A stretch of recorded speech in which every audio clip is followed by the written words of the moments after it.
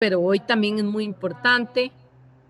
Vamos a ver por qué no pasa. Ya está.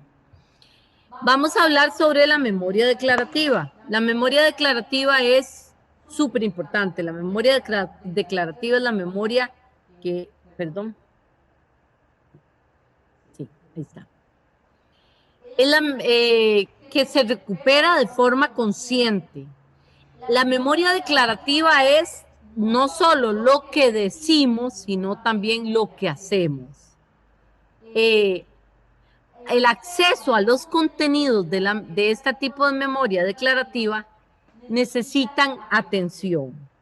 Cuando yo tengo dificultades de expresar lo que yo pienso, lo que yo quiero decir y me salgo por la tangente y digo otra cosa, invento otra cosa, y si el tema que mencioné de camino a otra persona y me voy hablando de esa otra persona, ahí el problema no es la memoria, ni la capacidad nuestra de poder expresar, sino que es el control de la atención. Para yo poder hablar claramente, yo tengo que prestar atención a lo que estoy diciendo. Se practica cómo puedo hacer una comunicación directa o un mensaje directo o una acción directa sin desviarme por la tangente. Como por ejemplo, si a uno le preguntan el número de cédula, uno lo dice, el número de placas, uno lo dice. Lo que pasa con la memoria declarativa, la falta más importante es porque tenemos un déficit de atención de lo que estamos diciendo. Nos desviamos por otro tema porque no prestamos atención directa a la intención que tenemos de comunicar. Cuando yo tengo necesidad urgente de comunicar algo claro, directo, yo tengo que aprender a hacer síntesis de lo que quiero decir y no desviarme por otro lado. ¿Por qué? Porque, por ejemplo, como la conversación tipo tres patines. Sí, tres patines o el mexicano Cantinflas.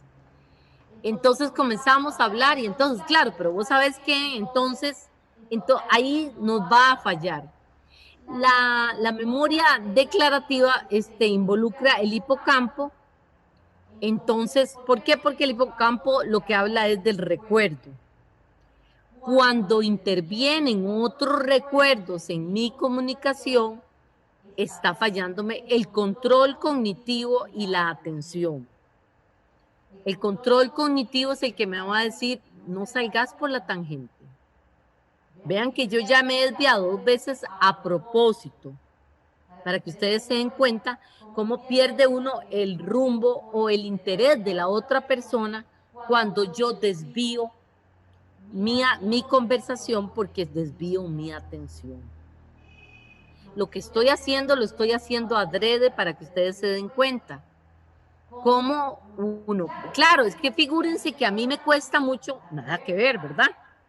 Porque estamos hablando de el hipocampo y aquí es donde falla, aquí es donde viene el control cognitivo, porque el hipocampo es el que me hace que yo recuerde, el hipocampo, el córtex frontal y la amígdala, es la que me hace que yo recuerde de que si yo les estoy contando a ustedes sobre el día de mi boda, y entonces, claro, porque entonces ahí invité a un compañero, ay, por cierto, ese compañero el día de hoy tal cosa. ¿Qué pasó? Mi hipocampo manda más información, no hay control cognitivo, no hay atención y mi conversación se convierte en tres patines o cantinflas. ¿Ok? Vean qué importante que es esto, cómo el control cognitivo y la atención son importantes para esto. El córtex prefrontal es esencial para el recuerdo de los detalles contextuales. Cuando yo me casé, iba con un sombrero, iba con tales zapatos y tal cosa ocurrió y en esa otra cosa ocurrió. Y yo voy con los detalles. Ahí viene el córtex prefrontal. Y la amígdala, que no son estas sino las que tengo yo aquí, un parafrasito de la oreja, está implicada en la carga emocional. Si yo tengo un evento emocional positivo, tengo mucho más factibilidad de que yo lo recuerde que si mi emoción en ese momento fue desagradable. Entonces, ¿se acuerdan que vimos cuando vimos los tipos de memoria? Habíamos hablado de que ahí había memorias falsas. Muchísimas veces la amígdala es la que se encarga de que el hipocampo saque una memoria falsa. ¿Por qué? Porque involucra dolor, involucra incomodidad. ¿Ok? Entonces, volvemos aquí. La memoria declarativa incluye todos aquellos recuerdos que puedan ser enfocados de forma consistente como hechos o eventos específicos. Es la que estoy haciendo yo en este momento. Yo les estoy haciendo a través de mi memoria declarativa. Su contraparte se conoce como memoria no declarativa o memoria de procedimientos, que es la que engloba todos los recuerdos inconscientes con determinadas habilidades, como montar en bicicleta, ¿cómo se llama? Que yo monto en bicicleta, manejo carro, manejo moto, como yo nado de espalda, etcétera. La memoria declarativa puede dividirse en dos categorías. La episódica, que almacena las experiencias personales específicas, y la semántica, que es la que maneja toda la información sobre los hechos y cómo yo voy a narrar estos hechos. ¿Ok? Ahora vamos a ver cómo cambia la memoria declarativa. Por eso es que es muy importante que le demos especial atención a este tema. Ahora les voy a explicar por qué. Porque cambia con la edad. Y si nosotros tenemos dificultades en control cognitivo y en atención a la hora de hablar y de contar un evento o explicar algo, esto se va a ir deteriorando. Por eso es importante ponernos a la tarea. Ok, primero, ¿qué quiero decir? Voy a contar tal cosa. Voy a explicarle a la persona X cosa. Ok, entonces, la memoria episódica es la memoria declarativa que más se deteriora con la edad en un envejecimiento normal. Empieza a los 30 años a deteriorarse, ¿ok? Craig, que es un teórico del procesamiento de la información, propuso que el deterioro de la memoria en la vejez viene modulado por un cambio en el procesamiento de la información. ¿Por qué? Porque nosotros, conforme vamos procesando la información, tendemos a encontrarle más importancia a los detalles. Entonces nos vamos, ay, es que yo me acuerdo. Y porque también procesamos la información de forma indistinta porque tenemos más información. Tenemos mucho más recuerdos de cosas, hemos vivido más sucesos, más eventos, esto, lo otro, y es que entonces a la hora de explicar yo no lo voy a explicar igual porque sé que aquella persona falló en tal y tal cosa y esta otra persona se equivocó aquí. Entonces, vean el montón de información que yo tengo a la hora de dar una instrucción. Entonces digo, ¿y cómo les explico? Es que si les explico de esta forma, no me van a entender. Mejor les explico, ay, pero aquella persona. Entonces vean cómo la forma de procesar la información de nosotros tenemos que aprender a saber escoger lo principal. ¿Ok? El procesamiento de la información por las claves contextuales. Entonces, pistas, señales, experiencias, cosas con las que dispone la persona y ahora, después de, entre más viejos, más información tenemos. La atención no solo nos permite seleccionar la información, eso se debe a nuestra habilidad para enfocarnos en una cosa ignorando las demás, control cognitivo. No oigo lo que no tengo que oír porque yo estoy hablando, no voy a oír a tal persona hablando, o no veo otros lados porque tengo que concentrarme, o no digo más de lo que tengo que decir. Ojalá pudiéramos tener una calcomanita como estas alrededor para saber que el control cognitivo viene desde lo que quiero oír, lo que quiero ver y lo que quiero decir. ¿Ok? También el control cognitivo y la memoria declarativa tienen están súper, súper, súper vinculadas con la emoción. En un estudio que se hace sobre la relación entre la memoria y las emociones en adultos mayores con y sin deterioro, se obtiene que las emociones básicas y su reconocimiento no se ven comprometidas en el envejecimiento y favorecen la recuperación de la información en almacenes a memoria a largo plazo. ¿Qué quiere decir esto? Que nosotros tenemos mucho más control de las emociones a la hora de hablar. No, tengo que hablar. ¿Cuáles son las emociones básicas? Aquí las vamos a ver rápidamente. Entonces, está en el miedo, digamos, en un muchacho, un niño, el miedo le afecta mucho más a la hora de hacer un examen que a un adulto. ¿Por qué? Porque está la desconfianza, la preocupación, la ansiedad, el nerviosismo. Resulta que el adulto mayor que no tiene deterioro, tiene mucho menos miedo a la hora de tener un tipo de prueba o a no ser que uno tenga desconfianza de nuestras capacidades cognitivas, porque entonces ya ahí empieza lo que llaman la desconfianza, la desesperanza. Y ahorita vamos a ver un poquito más de la visión que yo tengo de la vejez. También está bien la parte de la sorpresa. Ya nada nos asombra tanto, ya nada nos desconcierta tanto, ya nada nos conmociona tanto. ¿Por qué? Porque hemos vivido mucho más cosas. La repulsión también.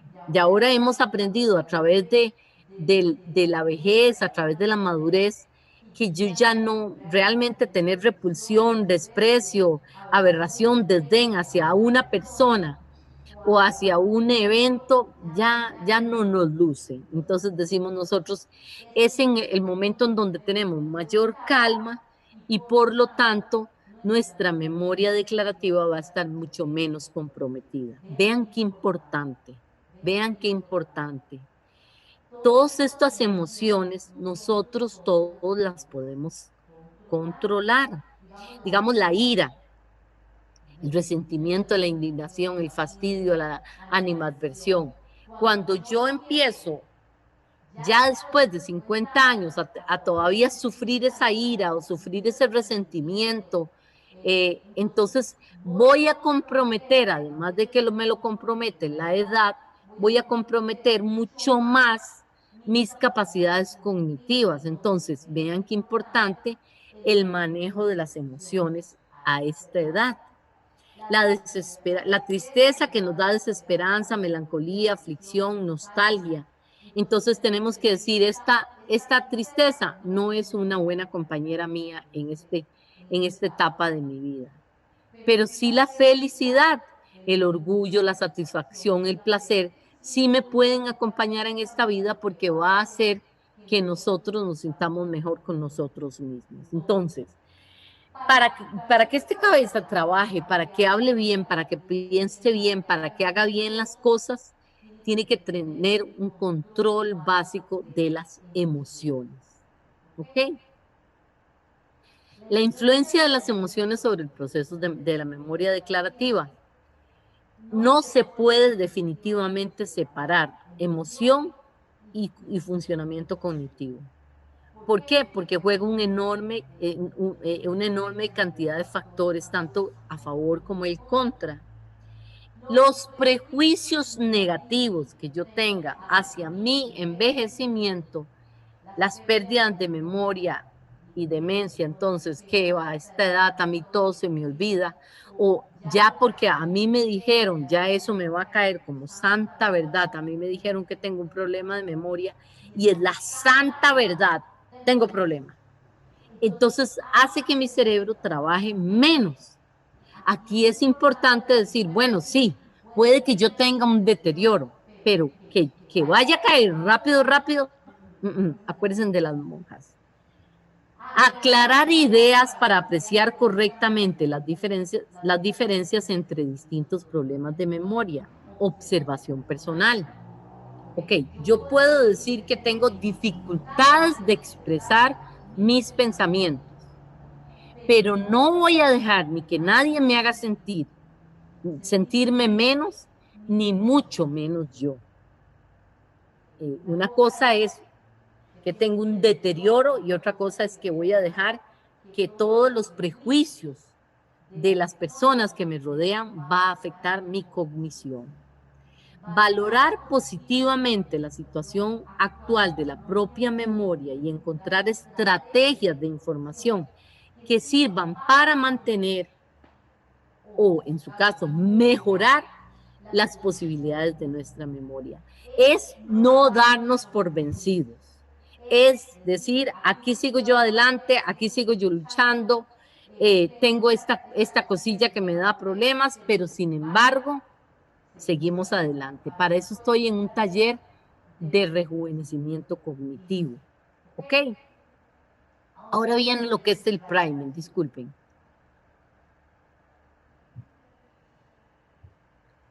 El priming es el fenómeno por el cual un estímulo, una experiencia anterior, influye a la persona con respecto al estímulo posterior. Voy a poner, por ejemplo, priming podría ser que lleguen y me digan, mira, pero vos y yo, no, un momentito, no me volvás a salir con esas. Y eso ocurrió en otro momento. Este tipo de memoria implícita es un tipo de memoria que actúa de forma automática. Lo vemos muchísimo con estas personas que no se dejan, pero nada, sueltan directamente, esas personas que contestan con una velocidad increíble para contestar lo que uno dice. No, mira, pero tal cosa, y viene la indirecta o viene esa persona que actúa mucho más rápido. Esto favorece determinadas percepciones, conductas o decisiones del funcionamiento cerebral. Sin embargo, hay una parte del priming que sí puede que nos afecte.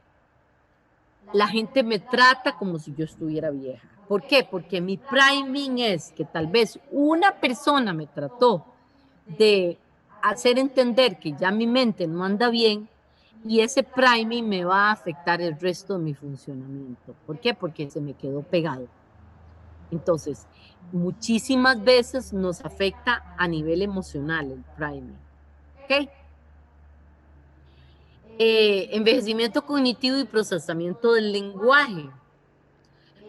Hay teorías más relevantes para darse cuenta de los efectos del envejecimiento cognitivo en los procesos de comprensión, pero más que comprensión, producción del lenguaje.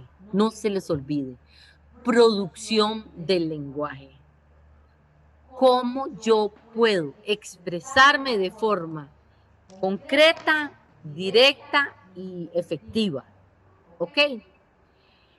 Lo que más afecta es el enlentecimiento del procesamiento de la información. Yo recibo una información y para que poder procesar toda esa información me lleva un poquito más de tiempo. ¿Por qué? Porque está producido por el enlentecimiento de la velocidad de transmisión neural. Pero ya vimos cómo este procesamiento de información puede ser mejorado a través de la creatividad. La teoría del enlentecimiento puede dar cuenta de la aumentada dificultad para la comprensión del habla rápida.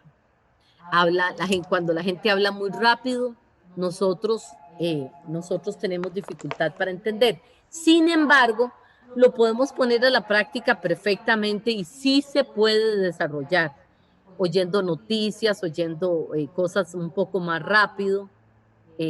Todo eso es importante, todo es entrenable, todo lo podemos mejorar. Esta parte es súper importante, el déficit inhibitorio. ¿Por qué? como se los dije al inicio cuando comenzamos a hablar, esta teoría del déficit inhibitorio dice que nosotros no tenemos dificultad con la memoria declarativa porque no tenemos un proceso de inhibición de la atención. Digo lo que se me viene a la cabeza, aunque duela, porque yo no tengo un proceso inhibitorio adecuado. La dificultad para filtrar los contenidos no pertinentes hace que se produzca una interferencia o una confusión y mi comunicación sea completamente perdida. Salgo por una cosa, duro una hora conversando. Entonces, hoy en día las personas no tienen paciencia para, para historias muy largas. Entonces, es importante que la capacidad inhibitoria de mi comunicación interna sea fuerte. ¿Por qué? Porque con la edad yo voy perdiendo esa capacidad de inhibición. Hay un déficit inhibitorio. Entonces, para el déficit inhibitorio deben simultáneamente dos funciones operan. Una función de acceso que restringe el ingreso de información irrelevante que tenía que ver fulanito de tal en la historia. Y la otra es la función de supresión que elimina información que ya ha dejado de ser útil. Entonces, la persona que reitera y reitera y reitera información no útil pierde no credibilidad, pero sí interés en las personas para escuchar. Ay, ya viene contando esta historia. Ay, ya viene tal cosa. Es muy importante que tengamos un control inhibitorio, porque muchísimas veces sabemos que ya contamos esa historia, pero no tenemos el control inhibitorio y lo volvemos a contar. ¿Por qué? Porque es que a mí esta historia me parece graciosísima. Ese es el problema del envejecimiento cerebral. Entonces, tanto la supresión como la función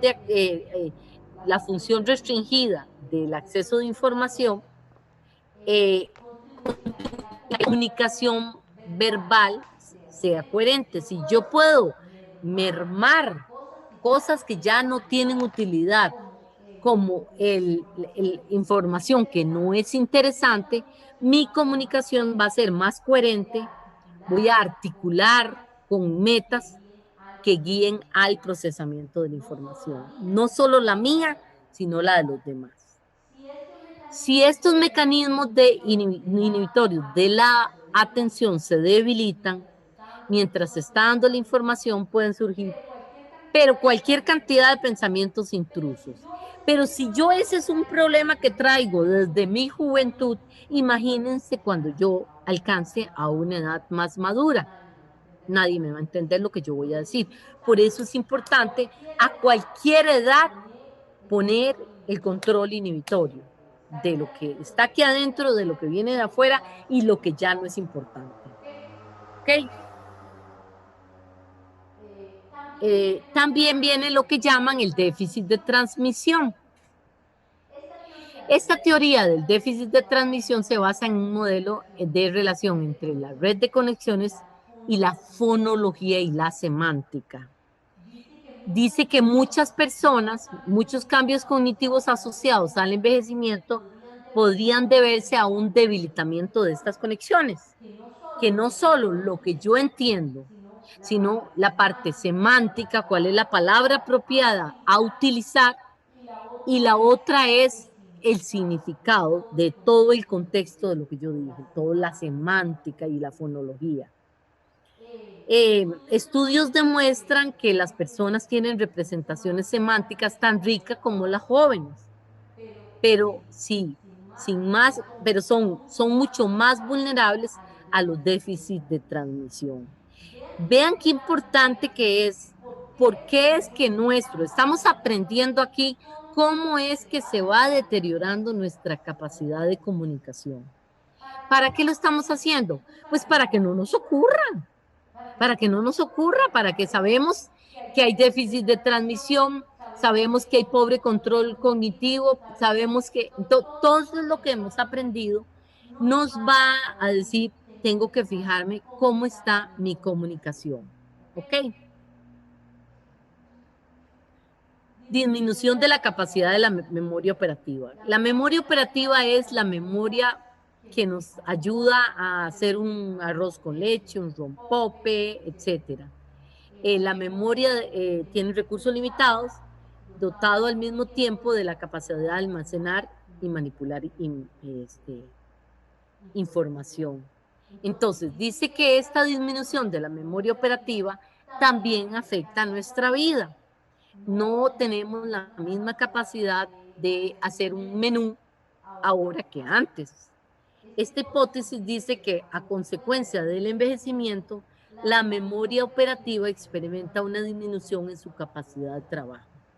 Entonces, si yo veo que a mí estoy teniendo mucho más dificultad a la hora de hacer cosas, a la hora de seguir hacer una operación, hacer un cálculo, hacer tal cosa, presentar un informe o hacer un menú completo o conversar con alguien, puede estar la memoria operativa afectando. Este impone limitaciones a la habilidad de personas mayores para comprender o producir oraciones con complejidad semántica. Pero esto no tiene que ser verdad. Simplemente, si mi dificultad es comunicarme, yo voy a hacer el ejercicio de hacer una síntesis de una cosa y la voy a expresar. ¿Ok? Ahora vamos a ver una cosa muy bonita. Espérate, voy a dejar de compartir esta pantalla para compartir el video aquí está el video. Dame un segundito.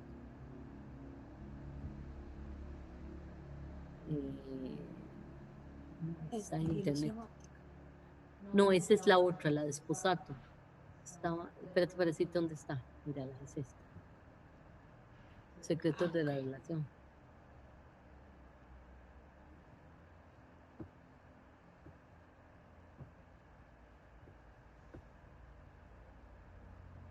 Vamos a ver este video. ¿Compartiste el sonido? Sí. Vamos a ver este video porque este video es básico para nuestra parte emocional junto con la parte de desarrollo cognitivo, ¿ok? Entonces escuchemos el video. Si tienen problemas escuchando, me avisan. Voy a ponerle el máximo de volumen.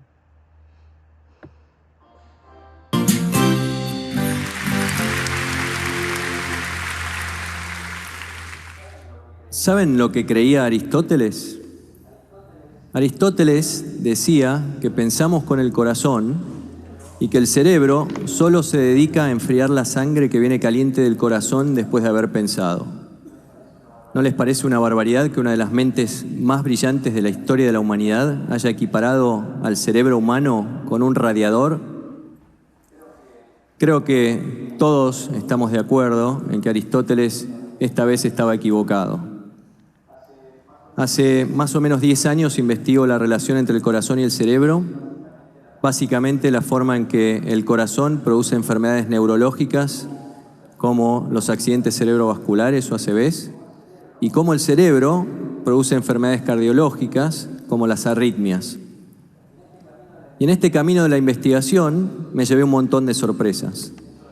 Eso de que pensamos exclusivamente con el cerebro y que el corazón solo bombea sangre, no es tan así. Por ejemplo, ¿cuántas veces les dijeron que decidan con el corazón? ¿Qué tiene que ver esta bomba de puro músculo con tomar una decisión? O tal vez con las intuiciones, que es lo que necesitamos para tomar decisiones a veces. Hay un estudio de la Universidad de Cambridge que revolucionó el tema de decidir con el corazón y abrió un camino enorme en lo que nosotros llamamos investigación sobre toma de decisiones. En este estudio se le pidió a algunas personas que participen de un juego en el cual tenían que tomar decisiones basadas en situaciones simuladas en una computadora y siempre había dos opciones entre las cuales tenían que decidir. Una de ellas iba a tener un resultado positivo o favorable y la otra iba a tener un resultado desfavorable. Y mientras participaban del juego, se les monitoreaban los latidos cardíacos para saber cómo reaccionaba el corazón justo antes de tomar una decisión. Y lo que encontraron los investigadores fue que antes de tomar una decisión que iba a tener un resultado favorable, el corazón latía de una forma específica. Pero cuando iban a tomar una decisión que iba a tener un resultado negativo, latía de una forma totalmente distinta. Es decir, que aparentemente el corazón sabía antes de que el cerebro fuera consciente si la decisión que se estaba por tomar iba a tener un resultado favorable o desfavorable. Ahora les pido que se guarden esto en la cabeza y vamos a hacer un ejercicio nosotros, vamos a experimentar con nuestro cuerpo. Y les voy a pedir... Voy a pararlo para que les digas vos que por favor lo hagan. Anais. Sí, señora. Voy. Hola, buenas noches. Por favor, don Luciano nos va a dar las indicaciones en el video y lo vamos siguiendo, por favor. Que cierren todos los ojos. Todos cierren los ojos, mantengamos silencio y pongan sus manos sobre las rodillas hasta que yo les diga. Y mientras hacemos esta prueba, quiero que traten de ver si pueden sentir sus latidos cardíacos.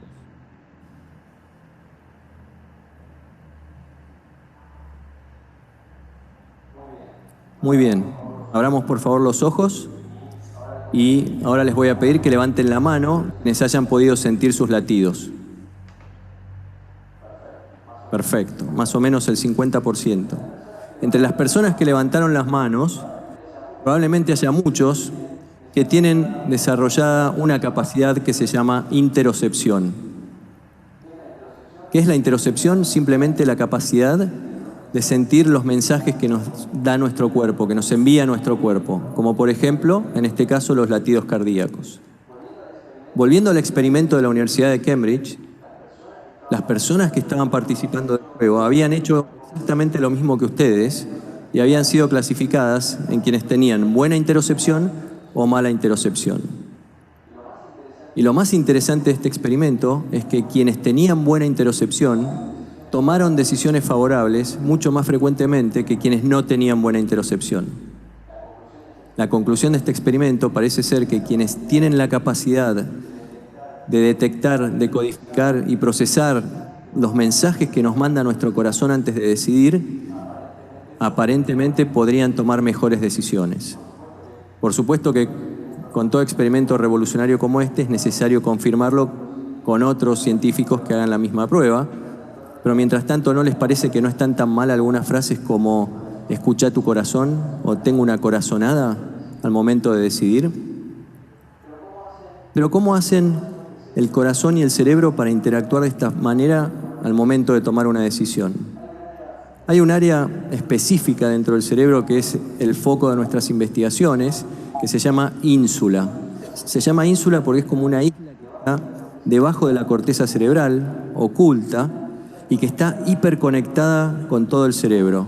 Es como si fuera el gran aeropuerto local a donde llegan y de donde se van todas las conexiones. Pero la ínsula también está conectada con otros órganos, como el corazón y el intestino, entre otros, y por lo tanto también es el gran aeropuerto internacional a donde llegan y de donde se van todas las conexiones que están fuera del cerebro. Y lo que tiene de interesante en la ínsula es que es pura neurona y el corazón es puro músculo. Entonces ustedes me pueden decir, ¿cómo hacen para comunicarse estos dos órganos tan distintos? Y la respuesta es bastante sorprendente porque el corazón, así como el cerebro, tiene neuronas. Esos puntos blancos que ustedes ven en el corazón son neuronas, grupos de neuronas a donde llegan las conexiones que vienen del cerebro. Y eso que ustedes están viendo es un típico corazón, es la anatomía de un corazón. ¿Y qué pasó a lo largo de la humanidad para que un corazón como ese se transforme en el símbolo universal del amor? ¿Qué tiene que ver el corazón con amar o enamorarse? En otro experimento le pidieron a algunas personas que traigan fotos de alguien a quien amaban profundamente y de alguien que les era totalmente indiferente. y les hicieron una resonancia magnética especial que se llama funcional, que nos permite ver qué áreas del cerebro se están activando ante determinados estímulos o determinadas acciones. Y lo que se vio en este experimento es que cuando las personas veían la foto de la persona a quien amaban, se iluminaban áreas relacionadas con el placer y con la recompensa. Y no casualmente, una de esas áreas era la ínsula. La ínsula parece estar involucrada en algunas funciones, junto con otras áreas del cerebro, que nos permiten darnos cuenta que estamos enamorados de una persona. Nos permite decir, esa es la persona de la cual yo estoy enamorado. Y aparte, por sus conexiones con el cerebro, por sus conexiones con el corazón y con el intestino, hace que cuando estamos con esa persona a quien amamos, tengamos taquicardia, palpitaciones y esa sensación de mariposas que a veces se describe en el estómago cuando estamos enamorados. Entonces, señores, nos enamoramos con el cerebro y no con el corazón. Y este grado de interconexión que hay entre el cerebro y que tenemos también con la ínsula, hace que tenga repercusiones funcionales, pero que también haya repercusiones que pueden resultar en problemas de salud. Por ejemplo, les quiero mostrar en este gráfico, acá tienen en el eje horizontal los meses de mayo, junio y julio. Y en el eje vertical tienen la cantidad de infartos cardíacos que hubo en la ciudad de Múnich. En el año 2003, la cantidad de infartos en esos 3 meses se mantuvo constante, no hubo cambios. Año 2005 pasó algo similar. Año 2006, mayo, sigue todo igual. Junio y julio explota el número de infartos en Múnich. ¿Qué pasó? Muy bien, muchos de ustedes ya se dieron cuenta y es el Mundial de Fútbol 2006. Y cada partido que jugó Alemania es uno de los picos que ustedes están viendo en la diapositiva. Y más interesante todavía es que el pico número 5 es el partido por cuartos de final que jugó Alemania con Argentina y que prefiero no decir cómo terminó. Ese partido lo estaba viendo un amigo que se llama Hans en su casa. Hans estaba sentado frente al televisor y se pasó viendo el primero y el segundo tiempo que terminaron empatados y toda la definición por penales. Estaba ganando Alemania 4-2. Faltaba el último penal. Cambiaso se prepara para patear y está Lehmann en el arco de Alemania. Patea Cambiaso, ataja Lehmann. Clasifica Alemania y Hans, que es el equivalente alemán del Tano Pazman, pega el grito de su vida, libera toda la energía y toda la adrenalina que acumuló durante esos 90 minutos más los penales. Y en cuanto terminó de gritar la tajada del penal, fue a parar directo al hospital con un infarto. Como muchos otros alemanes ese día en que se triplicaron el número de infartos en la ciudad. Hans es un ejemplo viviente de cómo algunas emociones que afectan nuestro cerebro hacen que, en forma transitiva, terminemos teniendo un problema cardíaco. El estrés que tuvo Hans, esa sobredosis de adrenalina, terminó comprometiendo el corazón y produciendo el infarto. Entonces, uno acá se plantea, ¿tenemos que resignarnos y aceptar que estamos expuestos a lo que este sistema tan complejo corazón-cerebro nos expone en cuanto a nuestras emociones? ¿O hay algo que podamos hacer? La ciencia nos está abriendo muchas puertas. Una de ellas es a técnicas milenarias. Técnicas que, por más que tengan miles y miles de años, solo se han investigado seria e intensivamente en los últimos años. Y una de ellas es el mindfulness. El mindfulness es una especie de técnica de meditación que nos permite concentrarnos en todo lo que está pasando alrededor, en las sensaciones, en las emociones y en los mensajes de nuestro cuerpo. ¿Les suena esto de mensajes de nuestro cuerpo? Interocepción. Cuando me hablaban de mindfulness hace unos 10 o 12 años, yo era absolutamente incrédulo porque, por supuesto, no había ninguna evidencia científica. Nada. Y como solemos pensar con una mente médica y científica, cualquier cosa que no sea probado no sirve. Entonces, miren lo que pasó en los últimos 10 años. 2005 a 2015, publicaciones científicas que en el título tienen la palabra mindfulness. Aumentaron enormemente y gran parte de ellas, la parte más importante de todas estas publicaciones que están viendo, está relacionada con la utilidad del mindfulness para combatir cosas como el estrés. Yo sé que ustedes son escépticos, que tienen una mente curiosa y que no se van a creer cualquier cosa que les esté diciendo. Entonces vamos a jugar a que ustedes son los científicos y les pido que piensen qué situación estresante podríamos usar para comprobar si el mindfulness es útil o no es útil para combatir el estrés. ¿Cuál es la peor de las situaciones? La guerra. En California hay un centro donde los Marines son entrenados antes de ser enviados al campo de batalla. Es el último entrenamiento donde se hace un simulacro súper estresante en el cual los Marines están enfrentados a soldados que tienen la fisonomía de quienes van a enfrentar. Los ruidos son los mismos, los olores son los mismos y, descrito por ellos mismos, es el momento más estresante antes de ir a la guerra. En este centro de entrenamiento se tomó a la mitad de los Marines y se les ofreció hacer mindfulness 8 semanas y al resto la vida de siempre. Hicieron el mindfulness, se sometieron al simulacro este terrible y después del simulacro se les hizo un cuestionario en el cual se les pregunta cuán estresados estaban. Y lo interesante es que quienes habían hecho mindfulness estaban mucho menos estresados que quienes no habían hecho.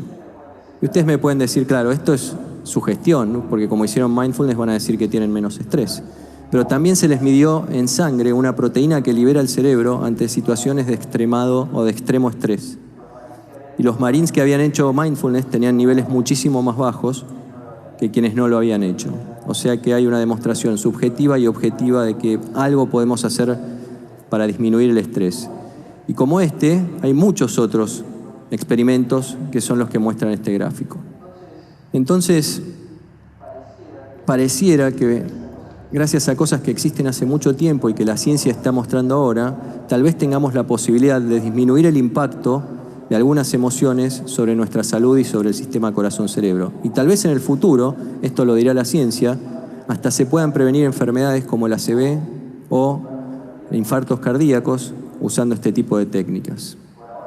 Por ahora creo que todos tenemos que reconocer al genio de Aristóteles, que fue el primero en pensar que el corazón y el cerebro funcionan como sistema. Y creo que también es bueno recordar las palabras de un gran sabio que dijo que un buen corazón y un buen cerebro son una combinación formidable. Muchas gracias.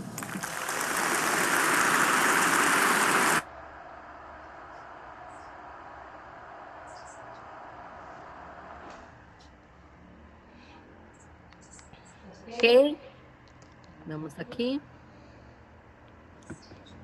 ¿Qué les pareció el video? Muy bueno, muy excelente.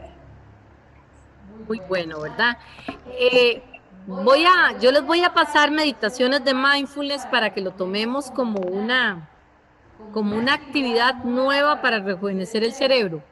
Ya les voy a exponer cuáles son las ventajas del mindfulness a nivel cognitivo, ¿de acuerdo? Ok. Vamos a compartir. Entonces, share screen. Ok. Terminamos aquí con la memoria declarativa.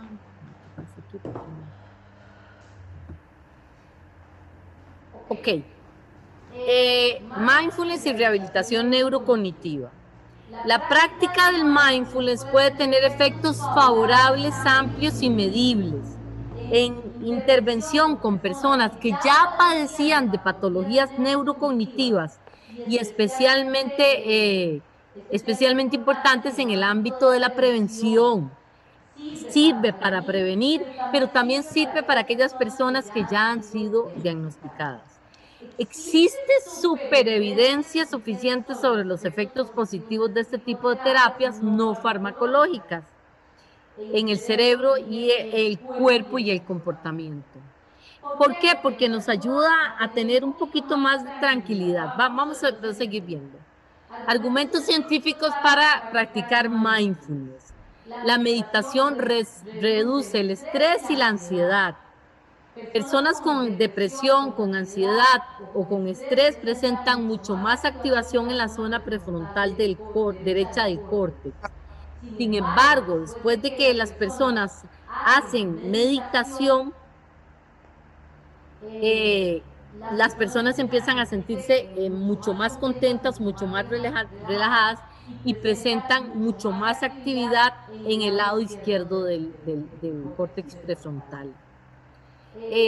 Hay otros estudios numerosos de organismos que han demostrado que meditar durante 8 semanas produce un aumento en la activación izquierda del córtex en personas antes de iniciar la práctica, que fue lo que habló este señor.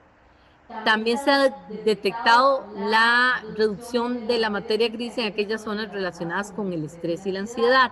Pero, sin embargo, hay otro estudio mucho más bueno de Sara Lazar, en donde la materia blanca y la materia gris, donde tienen que estar bien producidas para mejorar la parte cognitiva, aumentan. Por otro lado, en el Hospital Johns Hopkins hicieron un estudio con 3.515 participantes practicando mindfulness sobre estrés y ansiedad y lo vieron que era muchísimo más efectivo o comparable con los antidepresivos. El mindfulness aumenta una sensación de bienestar. ¿Por qué? Porque nos hace centrarnos en nuestra respiración, en nuestro latido cardíaco. Los meditadores, meditación de mindfulness es diferente a la meditación tradicional de ponga la mente en blanco. Esta es de una atención sostenida. Entonces, nuestro nivel de atención va a aumentar entre más meditación hay. ¿Para qué nos servía en el tema de hoy la atención? Para que nuestro lenguaje sea concreto, conciso, directo, preciso. ¿Por qué? Para eso tengo que tener atención y control cognitivo. Y control cognitivo y atención se ven beneficiados con el mindfulness. La amígdala es una parte del cerebro que juega un papel importantísimo en el procesamiento emocional, la grabación de información, especialmente la del miedo. Y con mindfulness el miedo se reduce. Ok. Varios científicos han encontrado indicios de que la meditación influye en la amígdala reduciendo el tamaño y la actividad de la misma. Meditar también aumenta la concentración, la atención. Meditar mindfulness, la capacidad para trabajar bajo presión. Los meditadores encontraron mucho más grosor en zonas relacionadas con la atención, la memoria de trabajo, la toma de decisiones y la resolución de problemas. Precisamente ahora que estamos con demasiado estrés es cuando más mindfulness hay que hacer. Es más importante hacer un mindfulness que ver las noticias de la noche. El aumento del grosor y la proporción al tiempo invertido en práctica parece no ser que tras solo 4 días de meditación, ya es posible observar una mejora en estas funciones. La memoria de trabajo es una de ellas que se ve súper beneficiada y entonces la memoria de trabajo tiene la capacidad de satisfacer las demandas y regular las emociones. En situación de estrés, como lo vimos con esos soldados, también se nota en gente común y corriente como nosotros. Reduce con la práctica del mindfulness, puede ser de mayor utilidad para recuperar la claridad mental. Al meditar entramos en atención con un objeto concreto, la respiración, las sensaciones de mi cuerpo, las emociones y otros. trasladar a lo real, a la vida real, esta capacidad nos permite realizar de forma más efectiva nuestras tareas de día a día. O sea, que verdaderamente practicando mindfulness yo voy a rejuvenecer mi cerebro. Y lo mejor es que si la meditación se convierte en un hábito, los cambios en el cerebro se vuelven definitivos, ya no se van a ir más. Incrementa la velocidad del cerebro y al procesar la información. Eileen Luders, profesora del Laboratorio de Neuroimagen de la Universidad de California, ha comprobado que los cerebros de los meditadores experimentados muestran un mayor número de circunvoluciones del córtex que los no meditadores. Hay mucho más conexiones. Las circunvoluciones son pliegues del cerebro que le dan su apariencia y características. ¿Por qué? Porque son como pequeños grupos uniéndose. Entonces, estos pliegues que tiene el cerebro, entre más pliegues, más sano es el cerebro. Entonces, ahí es importante, los espacios entre esos pliegues no son sanos. Los meditadores vuelven a rellenar esos espacios entre los pliegues del cerebro. ¿Okay? También puede ayudar el sistema inmunológico, importantísimo hoy en día. Hay un estudio de John Kabat-Zinn que hace una investigación en donde se inoculó una vacuna a dos grupos de personas, unos que eran meditadores y otros que no. Varias semanas después, las mediciones mostraron que los meditadores mostraron mucho más niveles de anticuerpos que las personas no meditadoras. Por otra parte, otro estudio de la Escuela de Medicina de Harvard demostró que tras la práctica de la meditación y la yoga, mejoraba la producción de energía de la mitocondria, su consumo y resiliencia. Entonces, esta mejora supone un incremento de nuestra inmunidad y mucho más resistencia al estrés. Entonces, yo les traigo lo mejor que he encontrado, lo que verdaderamente, lo que científicamente se ha puesto. Voy a volver a silenciar. Un momentito.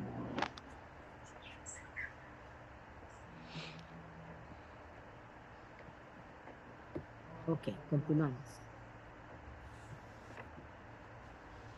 Okay.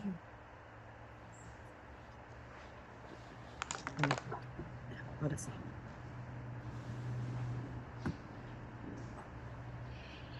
Aumenta la estabilidad emocional. La meditación aumenta el volumen de las áreas cerebrales relacionadas con las emociones, como el hipocampo, la corteza orbitofrontal, el tálamo, el giro temporal inferior, y realmente mejora nuestro estado emocional. Las personas que meditan de forma regular tienen mayor habilidad para cultivar emociones positivas. Pónganse ustedes a pensar, ¿cuántas veces al día nos invade una emoción positiva? ¿Cuántas veces al día? Qué raro, había puesto un momentito, por favor.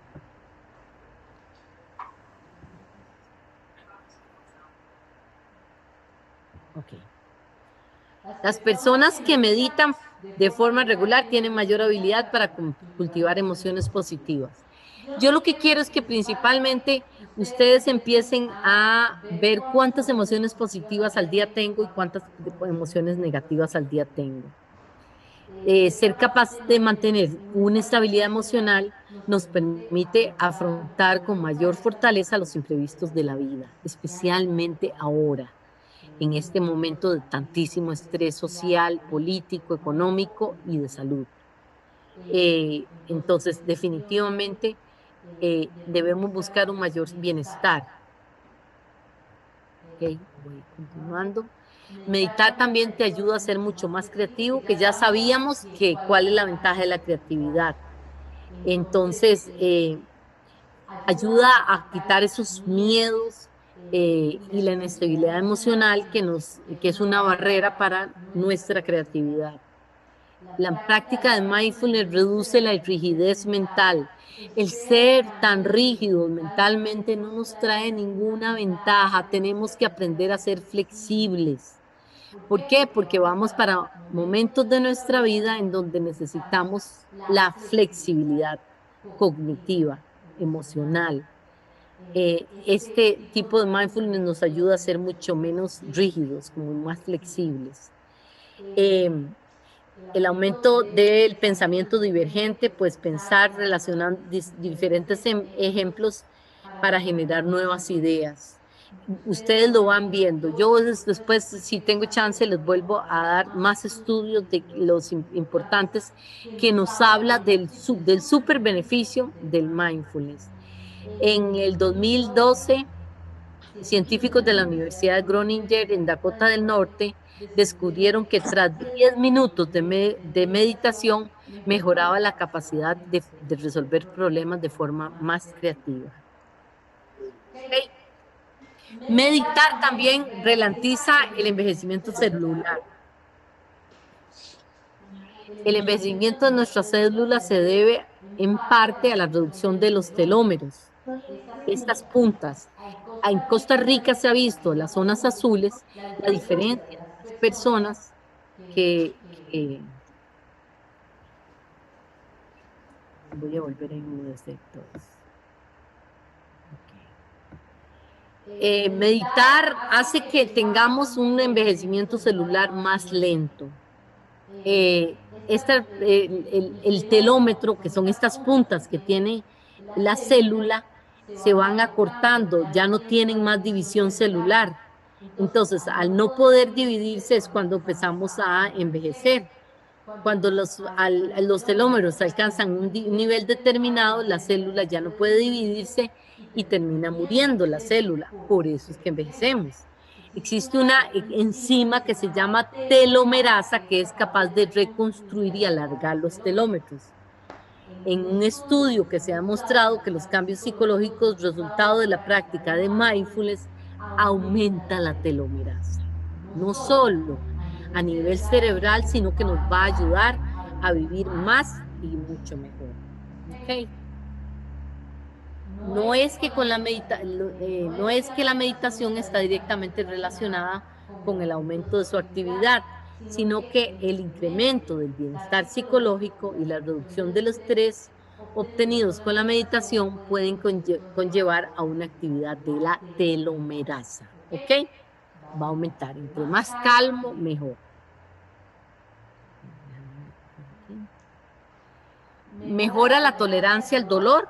Se han visto montones de estudios. Es tanta la información que yo les puedo traer de mindfulness. Una de las áreas que más he investigado de la meditación es la disminución de la percepción del dolor. Varios estudios han demostrado que la meditación disminuye la percepción del dolor en pacientes que sufren de fibromialgia o cualquier otro dolor crónico. Yo tengo una pregunta, Jenny. Doña María Cristina. ¿Sí? Tengo una pregunta. Sí, doña Cristi. Estás usando indistintamente meditación y mindfulness. Al principio la definición de mindfulness, de percepción de todo lo de alrededor, etcétera, no me llegó a meditación. ¿Es lo mismo? Es que la meditación de mindfulness, doña Cristina, la meditación de mindfulness nos va a, por ejemplo, yo les voy a mandar hoy, ahora después les mando una meditación para que hagan. Entonces por ejemplo, una de ellas que a mí me encanta es, ok, sienta sus manos. Ahora sienta solo la mano derecha. Ahora sienta solo tal dedo de la mano derecha. Y uno tiene que poner la atención plena en la mano. Okay, O la gran mayoría es la atención plena sobre la respiración. Cuando pongo meditación, no puse mindfulness en toda para no, pero estamos hablando solo de meditación mindfulness. Ah, bueno, porque en un momento era meditación y yoga y había que hacerlo. Pero después mindfulness y no me coincide lo que la yoga hace más bien de no pensar y la yoga no es Disculpe, la yoga no es no pensar, sino en sentir una posición, voy a hacer tal posición, voy a hacer tal posición. Nos ayuda a la percepción del cuerpo. Pero voy a hablar, estoy hablando todo lo que les he dicho, todas las investigaciones que les he tocado hasta ahora son únicamente con la meditación mindfulness. La meditación tradicional de no pensar en nada no tiene ningún estudio, es solo la mindfulness, ¿de acuerdo? Ah, bueno. Ok, gracias. Disculpen, tal vez, no puse mindfulness para no hacerlo tan repetitivo, pero sí debía haberlo hecho. ¿De acuerdo? Ok. Entonces, como ayuda a la tolerancia al dolor, nos ayuda a dejar de tener que tomar tantos fármacos, y lo cual tiene un montón de ventajas a nivel físico, porque ustedes saben que todo medicamento se libera por hígado o por riñón. Entonces, cuando consumimos demasiados medicamentos para el dolor, terminamos teniendo problemas importantes de hígado o de riñón. ¿Ok? Después, ayuda a retrasar el deterioro cognitivo propio de la edad. A medida que nos hacemos mayores, hay un deterioro, hay un declive, especialmente en la zona blanca del cerebro. En la zona blanca es donde están todos las terminaciones de la neurona que hacen que haya comunicación. Vean qué importante, Einstein tenía el mismo número de neuronas que nosotros, pero las conexiones entre las neuronas, esas terminaciones tan finitas, tenía el doble de lo que tenemos nosotros. Entonces, vean qué importante. ¿Y a dónde están esas terminaciones? En la zona blanca del cerebro. Ponerle... Ok. Entonces, el córtex, la parte blanca del cerebro es súper importante. Asimismo, el córtex prefrontal se encoge con la edad. Es por eso que a las personas mayores les cuesta más recordar, atender o razonar. Según un estudio llevado a cabo por la doctora Salas Lazar de la Universidad de Harvard, las personas meditadoras constantes de 50 años o más mostraron un grosor de la zona blanca del cerebro similar a las personas de 20 años. ¿Ok?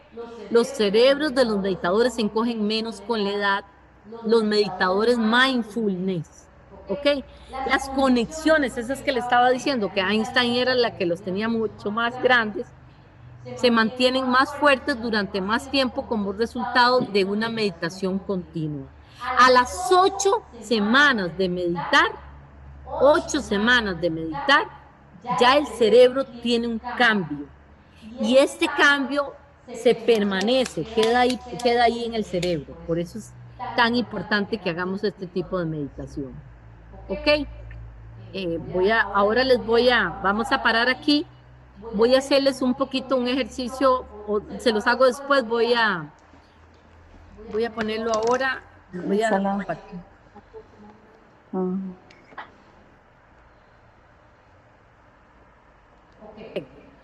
a compartir pantalla.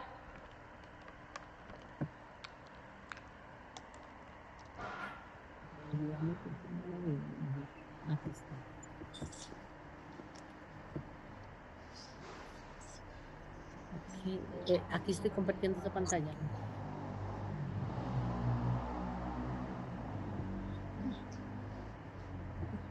Puse New Share. Ya. Ok, ahora vamos a ver una figura. El objetivo es que vamos a ver la figura a la mujer girando, no importa cuáles la ven hacia la derecha y cuáles la ven hacia la izquierda. Lo importante aquí es, por favor, que traten de cerrar los ojos y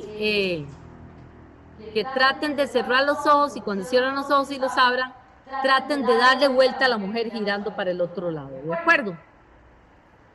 Ella empieza a girar de un lado, cierran los ojos y traten de ponerla a girar del otro lado, sí se puede. Eso es porque, ¿se acuerdan que les hablé de importancia de la flexibilidad cognitiva? Este ejercicio ayuda para eso, para poner a trabajar el cerebro en diferentes lados. Ok. Vean todos la pantalla. ¿La están viendo? Cierran los ojos y traten de que gire para el otro lado. Cierran los ojos y traten de que gire para el otro lado. Están cerrando los ojos. Cierran los ojos y los abren para que gire para el otro lado. Está muy bien. Sí lo veo, perfecto está. Sí se ve, pero ahora lo que necesito es que hagan este ejercicio, que cierren los ojos y traten de que la modelo gire para el otro lado, ¿de acuerdo? Cierran ojos, hagan el esfuerzo de que gire para el otro lado.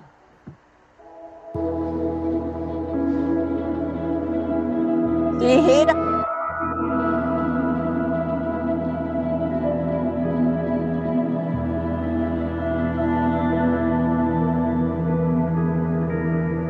Sí, uno la ve donde se devuelve.